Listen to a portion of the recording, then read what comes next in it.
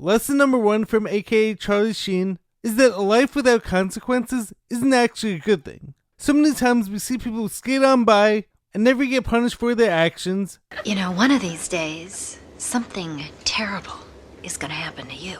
And I know that I do this too, where I look at them and I'm like, why is it that I try to do everything so perfect, and yet these people almost get rewarded for their bad behavior? How does that make sense? How come when I'm nice to people and treat my body right, but why are these people over there achieving things faster than me when they're doing everything wrong? Tell it to the judge, honey. It doesn't seem fair, and it doesn't make sense. And yes, while life may never be quote-unquote fully fair, as we can see from Charlie Sheen's life, this became a huge problem in the end. The more drugs he did, or the more times he showed up late, or treated people poorly, the more money he got, so he took this to mean that he could keep on acting this way. And while it seemed like he could keep doing this forever, he found out the hard way that he couldn't. And this is what led to so many of his issues, whether with people in his life, and his loved ones, or his career, which spiraled out of control, or when it came to his health and his drug abuse, which almost killed him. My life turns into everything it wasn't supposed to be. I do believe that the universe keeps a tab, and even if you don't pay the price now, you will have to eventually.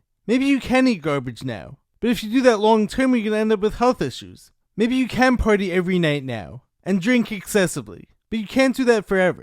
Your body and mind will eventually pay the price. Everyone saw Charlie as the poster boy for this bad behavior, and on the outside it seemed like he could do this forever. Nobody got hurt, nobody got arrested for a while. But even he had to pay the price. So having consequences for bad behavior early on are actually a good thing. And I choose to see it as God in the universe loves you and wants so much for you and sees you as having this massive potential and doesn't want you to waste it. And it's as Charlie's character says in Ferris Bueller's Day Off, maybe you should be focusing more on you versus waiting for the people who are doing wrong to be punished. You ought to spend a little more time dealing with yourself, a little less time worrying about what your brother does. And sometimes, of course, it can be hard to do.